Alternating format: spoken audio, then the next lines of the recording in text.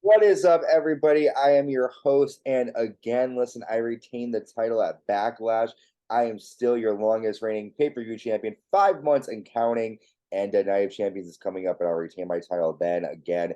But I am one of your hosts, the Hot Commodity, and the longest reigning pay-per-view champion, Can't See. Joined by my good friend and new co-host. Introduce yourself, sir.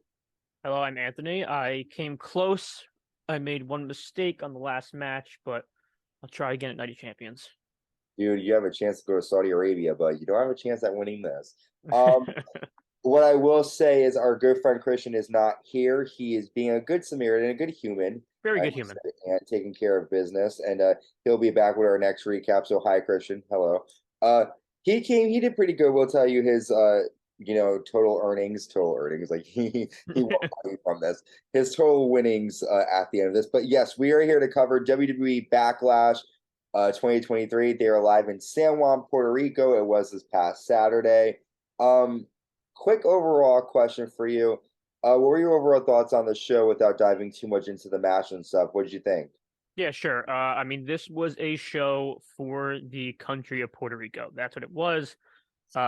This was a country that, has gotten some bad press in the past, really because of the whole Bruiser Brody thing. You can go back to that. And really hasn't had much mainstream wrestling since then. A lot of mainstream companies decided not to go back to Puerto Rico, and this was a show for the Puerto Rican people. And this show proved that this country deserves wrestling a hell of a lot more than it gets. Mhm. And the audience showed up, and people in America should really take notice because Mhm. there was no piped in crowd noise for this show. This was a show that needs to be studied by people in America because the audience showed up for this one. They were really into it. But do you think it's because you'll have some people that over here will say, well, it's because they don't ever go there. Do you think it's just because of how much into it they are? Because I think the fans there are really into it as well. Sure, if you don't have something for a while, the fondness. Yeah, I'm sure not having something for a long time. I mean, you could see it right now in the sales for All In for AEW. England's a starved market for a mainstream wrestling company. WWE goes over there, and does like house show tours. So when they announce a giant stadium show, of course it's going to sell out. Yeah. Even non AEW fans, as long as they're wrestling fans, are going to go to that show. So the people of Puerto Rico are like, hey, we're getting a wrestling show. We got to be big, got to be loud. We got to make sure they want to come back here.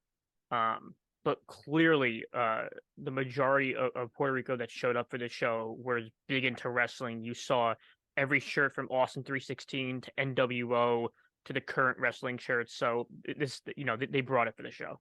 Worldwide, definitely. And I feel that way too whenever they come to Connecticut. I'm like, yo, let's get this energy, make them let's Yeah. want to come back. You're like, I mean, I really I say I'm respect. from Jersey, so we're used to the North crowd, and it used to be Continental Airlines after WrestleMania when Ziggler cashed in against Del Rio. So, we like to show up too.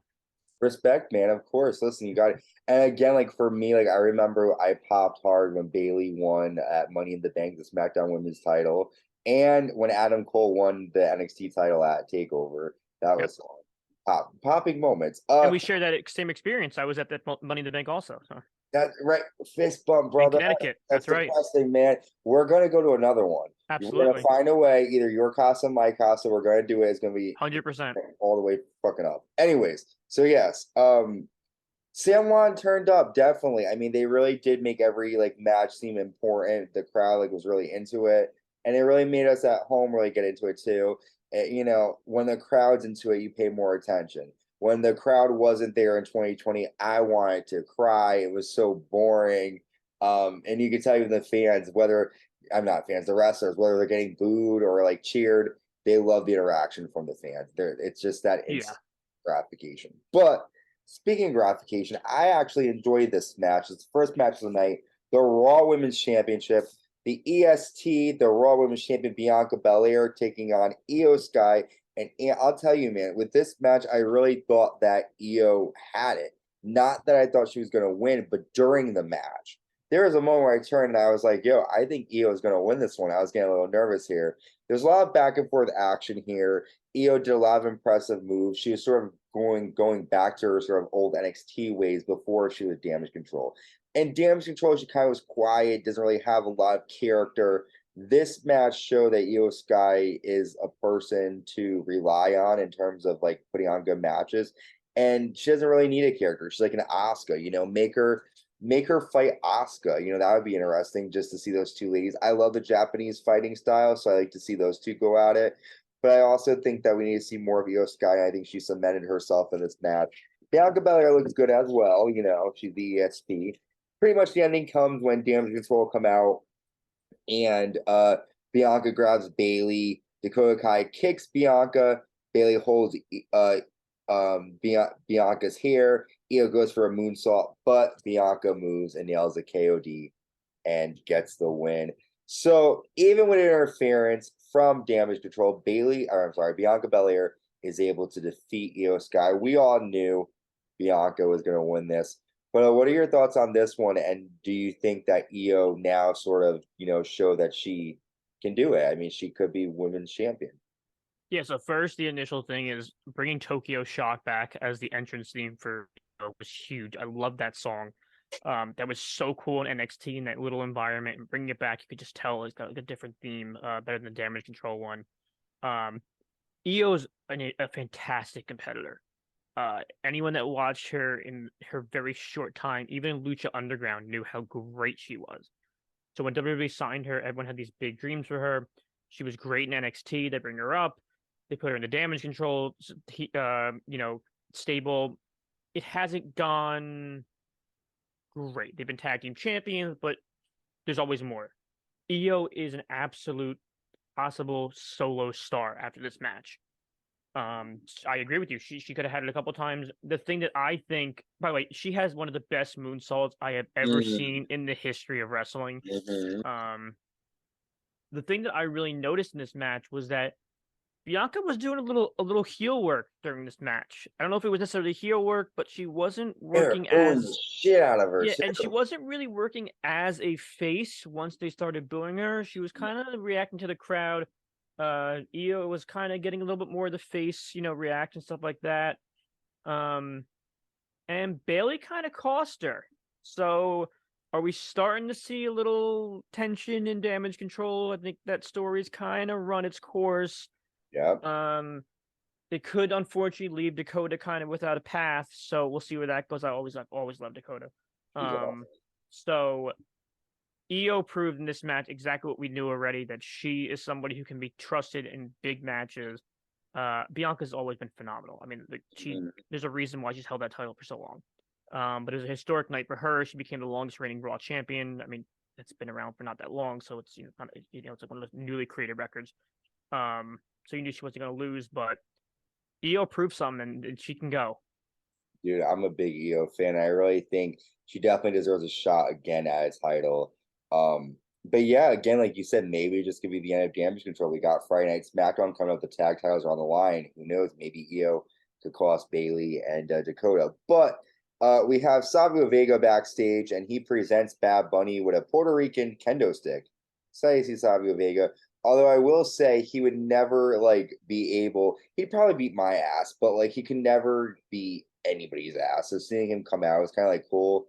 Obviously, the fans loved him, but come on. Well, I thought he was signed to MLW still, because he still fights there regularly, and then he shows up, and I was like, oh, look, Savio Vega's there. Like, that was pretty cool. I mean, his Attitude Era guys. I remember Savio Vega with Austin. Like, that was a huge feud for him, so that was cool to see Dude, him. he had a great Caribbean strap match at Yeah. Beware of Dog. I just feel like I always laugh when the old school wrestlers come out and they're a bit heavier and they come out. Oh yeah, yeah. And they're like, "Yo, I'll still go," and it's really funny because they have something to prove.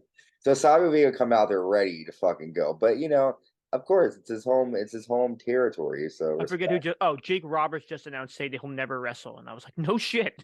Oh yeah, I mean, you probably shouldn't. You were just on oxygen. God bless him, though. Let me tell you, man, he overcame. God bless you, Jake Roberts. As a fellow sober guy, Jake Roberts is a great guy. I like him. For real, I love Jake and rockin' Robin, man. Keep on rocking. Grizzly Smith, man. Woo. All right, so a whole other direction. We have our next match: Seth frickin' Rollins taking on Omos. And again, I wasn't looking forward to this one. I'm not an Omos fan. I know that Seth makes whoever he fights looks good, but really, what is the point of making Omos look good? He's just like a tall dude who's really not going to do anything. He barely is able to move around the ring. People are saying this was his best match against Seth. Seth did pretty much all the work. The end comes after Rollins nails a bunch of stomps and he nails a top rope curve stomp to stop Omos. Supposedly word backstage is they're high on Omos now after this match. Again, claiming this is his best match. But do you think this was worth it? And like again, like why do they do this? Like what do you think was the point of this? Yeah, I think that first of all, that's a good point. There was no build at all. Yeah. They were building toward the World Heavyweight Championship matches, so there was no build. Um, I thought the one like cool thing about it was when Rollins goes to stomp Omos and he like stops it with his neck basically. Oh, I thought that was a cool part of it. that was cool. Um, but the real question is, when was the last time you saw somebody Omos's size do anything notable in a ring? Like, like No. realistically, if you compare him to guys his size, Great Khali, yeah, like Ryan Ali was Gonzalez. awful in the ring. He got a title. I don't really know why. Giant Gonzalez was horrendous in the ring. That Satnam Singh guy on AEW has yet to be in the ring, basically. So I almost because of his size, Road Dogg can be very high on him. He always speaks highly of him.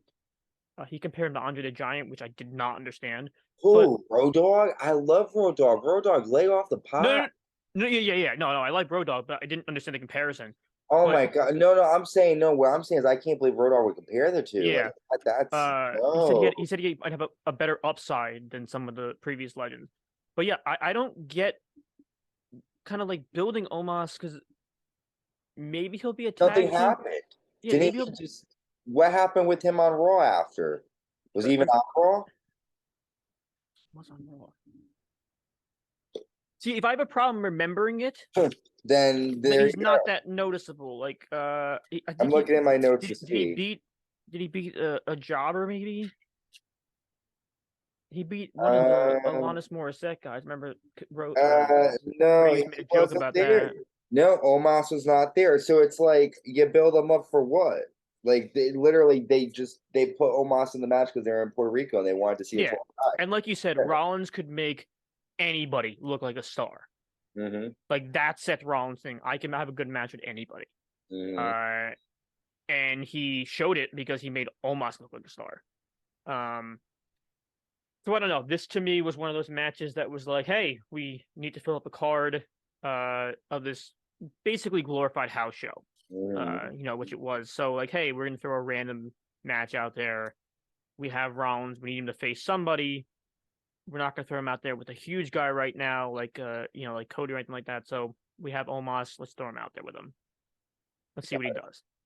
Again, it wasn't terrible, but Omos has a lot of work. Even though if that was his best, then it's like his worst is terrible. Um, let's talk Yeah, about the next match. It is a triple threat match for the United States Championship. Austin Theory retaining against Bronson Reed and Bobby Lashley. I like this match. We talked a little bit before coming on air. Really, not a lot of action here in terms of like people were saying, oh, they had a great, that there was a great, um, triple threat prior, so it might be good. And it wasn't bad, but again, it just seemed like really random placement with these guys. Pretty much the end comes, Bronson Reed misses a moonsault. Lashley spears Reed. There he is able to toss Lashley outside and get the cheap pin on Reed. This match just made me feel like another filler match where, we already knew going into it Theory was champion. I thought that maybe Lashley might have gotten a chance to win because they were on SmackDown, but I knew Reed was not going to win because he's on Raw. Or I'm sorry, he's on SmackDown or no. Yeah, you're saying Theory's on SmackDown. Theory's on Yeah, Theory's SmackDown. on Yeah, SmackDown. So, Bobby Lashley looked good, but this match really didn't do anything for anyone. But what were your thoughts on this match? Yeah, I think it was a filler match. I actually wrote my notes here, just like throwaway match. I don't know how many more times we could possibly see Austin Theory and Lashley in the same match. Yeah, Um, and we're gonna see them again in a triple threat match. But I don't know, that tsunami that Reed does that's is cool. is a cool move. Like that size of a guy to do that. Oh, Uh, you know, you kind of forget about that guy just beat Okada a couple months ago in New Japan. You kind of forget about that when you see him sometimes. But he's got some talent. But overall, just didn't do anything for me. It was like you knew who was retaining, you knew what was going on. No big deal. yeah, again, I agree with you. It was just a basic sort of let's add this match, put these guys on the card. I'm a big Bobby Lashley fan though. I really want to see him make some point, maybe get a title shot. But I'm over, like you said, this Austin Theory Bobby Lashley situation. Yeah. Um, okay, next we have the WWE SmackDown Women's Championship. The SmackDown Women's Champion Rhea Ripley defending against the hometown girl Zelina Vega, who looked amazing with that really cool Puerto Rican flag. What was it, like a cape sort of Yeah, it thing? was like a cape batwing Yeah, suit. I thought she was gonna fly off and like save the Puerto Rican people from Yeah. people infestations of the world. It was a very yeah, I'll say quick match. I thought that Zelina could have done a bit more. I'm a big Zelina Vega fan. Her mom got involved and gave her the flip flop. That was cool. Zelina was able to nail a 619, which is very cool. But in the end, Rio was able to nail the Riptide and just end things. Um, really for me again, only reason I think you mentioned this sort of for the crowd, obviously support Zelina Vega for that reason, but I do kind of wish they gave them a bit more time because I do feel like if they give Zelina just keeps looking like she doesn't know what she's doing in the ring, and it's not that she doesn't know what she's doing, but I just feel like with what she's given in the ring, she hasn't really done the best that she can, and maybe this is the best that she can do. But this match reminds me of like a match that would have been on Raw in like 2005. Like it was very short, and it's like you're in her hometown, like give her a bit more. But what do you think? I agree with that. It seems like kind of recently, I don't know if it has anything to do with the rumors of Vince having his hand a little bit more into it. Women's matches quality have gone down. Mhm. Yeah, they've gotten shorter. There's been less like production seem to gone into it. Um, and I'm a big proponent of women's wrestling. I think that women's wrestling can be just as good as men's can. I think A hundred. especially growing up to the Attitude Era, that was it was hot chicks and who didn't know how to wrestle for the most part, and now we have really attractive women who could also wrestle.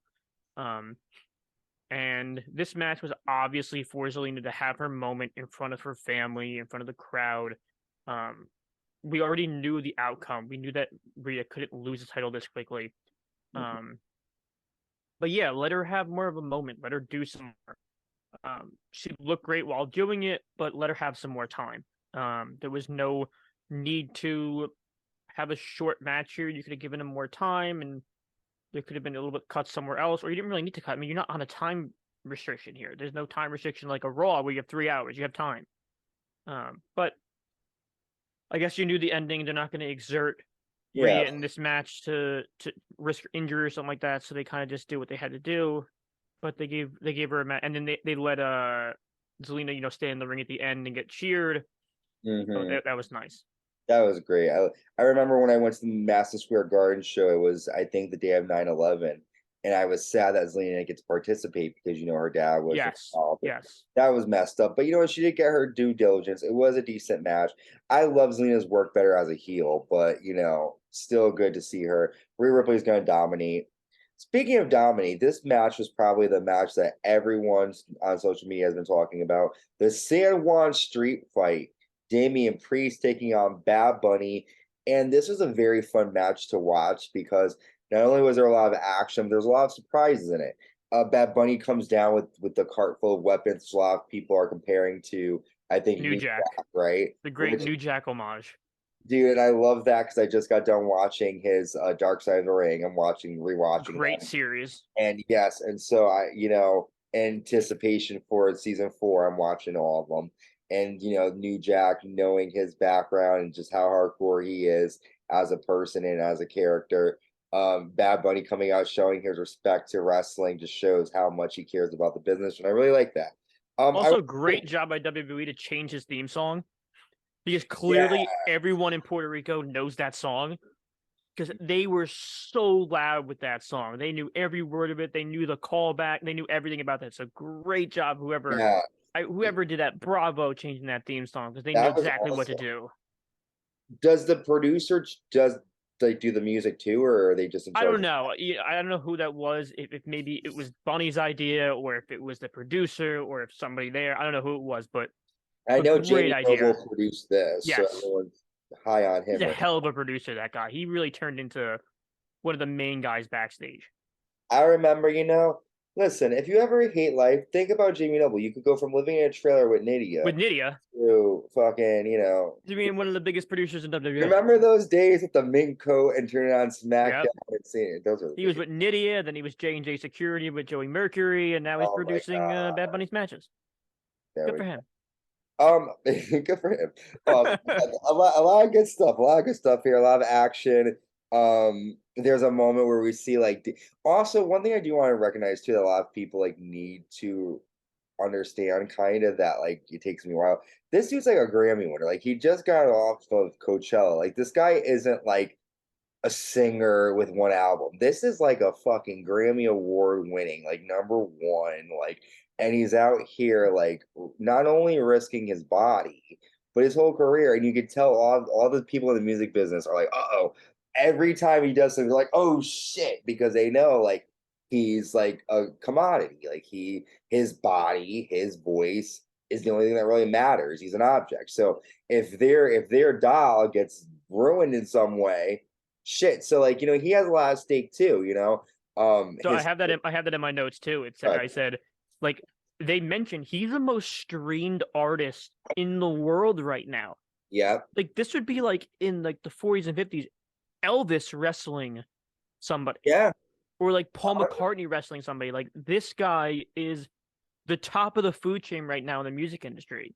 Like the yeah, Met Gala, he was everywhere.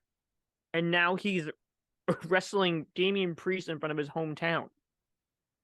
Like I don't think that gets enough credit. Like WWE does these things where they reach out to these like big celebrities and all they have to do is be a fan yeah. and they come with them. Like it's amazing. I just think that they had a hell like it's surprising to see like all like Logan Paul, all these guys are doing a hell of a job, but you could tell the ones that are really committed to wrestling. Bad Bunny's a fan through and through. But again, like putting his career on the line. He Um, went to I think he moved to but Orlando like 6 months before WrestleMania to like train there, like the performance center. Like the guy's obviously committed to it, yeah, I as mean, is Logan Paul. and based on the match that he had. There was a moment where we see this is cool. Damian Priest hits a broken arrow to like Bad Bunny off this like box through a table, which is really cool. A lot of back and forth action. There's chains involved, chairs. We see a moment where Judgment Day run down and they attack Bad Bunny until Rey Mysterio runs down. Then we get the return of Carlito Caribbean Cool. It was great to see him. The crowd popped hard. He was able to nail a backstabber to Finn Balor, and that looked really cool. And then Savio Vega comes out after Judgment Day. Dominic and Finn try to leave, and Savio gets support from LWO. However, Savio's roundhouse kick was pretty impressive. He did do a really cool kick. And he could still punch real well. Yeah, he was doing pretty good.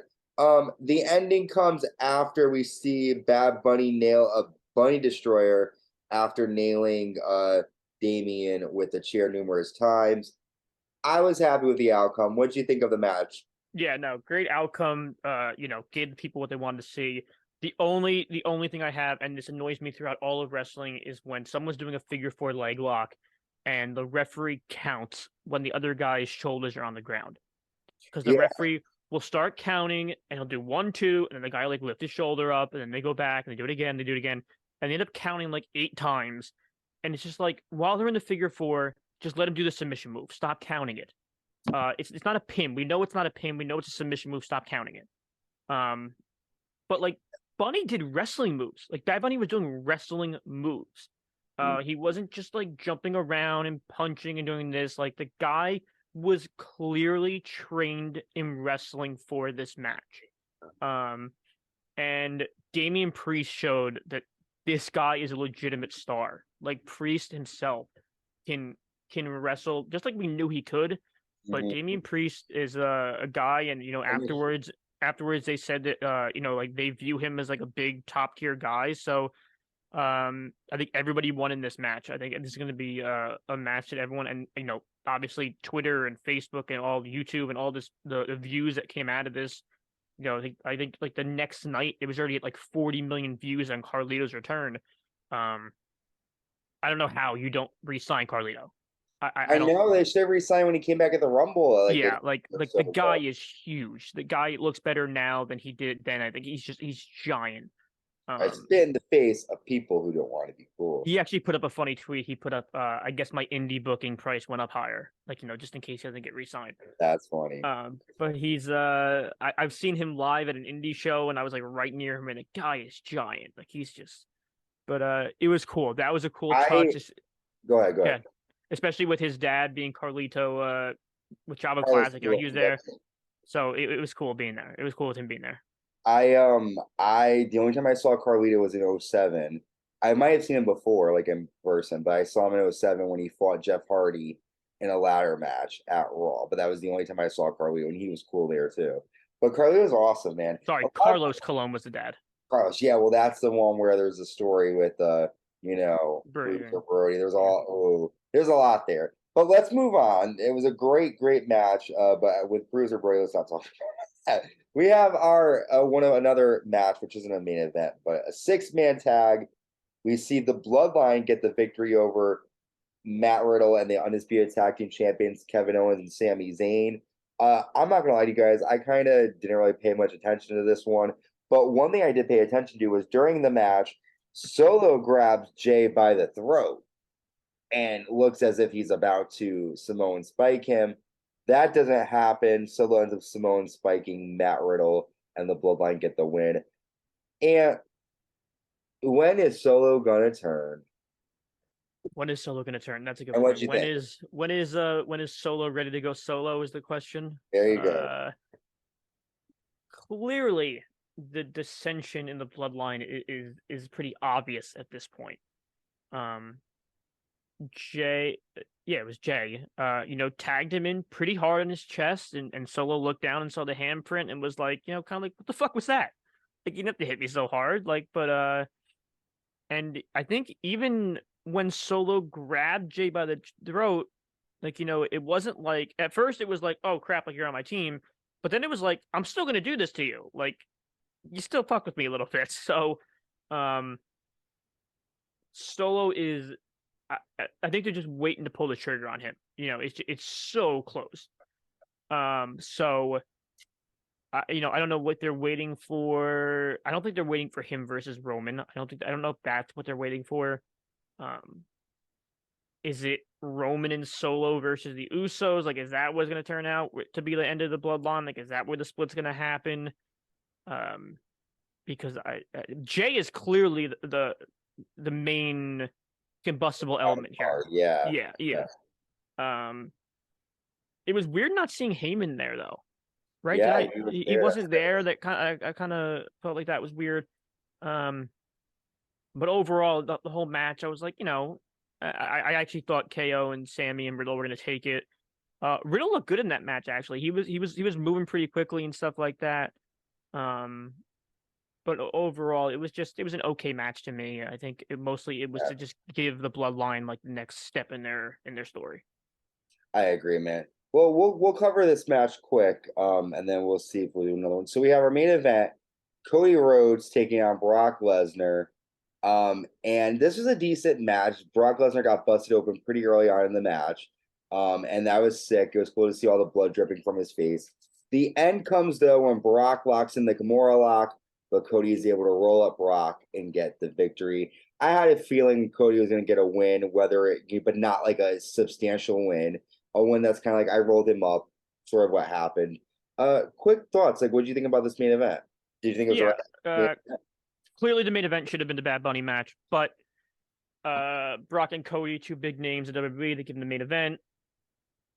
Brock looks scary big. He is a giant human being, even next to Cody Rhodes. He's a giant human being. The blood was a nice touch. How often do we see that in WWE?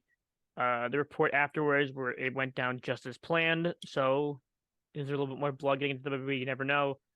And as I put on one of my social medias, that's the difference between bleeding every week and bleeding every once in a while. It adds to the match. So when you bleed every week on your weekly Wednesday show, it kind of loses the shock factor. When it happens like that and Brock Lesnar is bleeding like that, it becomes a big deal. Cody gets the win. I don't think we're done seeing Cody versus Brock. Maybe one or two more matches we'll end up seeing, but these are two huge stars. And at some point, we have to kind of revisit, is Brock Lesnar one of the greatest of all time? This guy needs to get his flowers at some point. He's wrestled on every pay-per-view this year. Mm-hmm. And just no one seems to notice. He's wrestled more than Roman has. Yeah. So, Brock is Brock is an amateur athlete killer. Yeah. Like he's a beast. I agree with you. I don't think this Cody Rhodes story with Brock is over. But what is over is the Backlash pay-per-view. Before we go, what do you rate this pay-per-view on a scale of like A being best, F being worst? Yeah, no, I'll give it a B. I think for the country of Puerto Rico, it was for them, so they did their job. They gave it to them. I think Backlash should be a tradition in Puerto Rico from now on. I agree. The Puerto Rican ladies and the Puerto Rican fellas are having a good time. Listen, I give it like a C. It was like you said, for Puerto Rico, but the card was good. There were great matches, and it was a good show. Thank you for joining me. Of course. And we'll be back with our Monday Night Raw recap. Stay safe, everybody, and stay uncensored.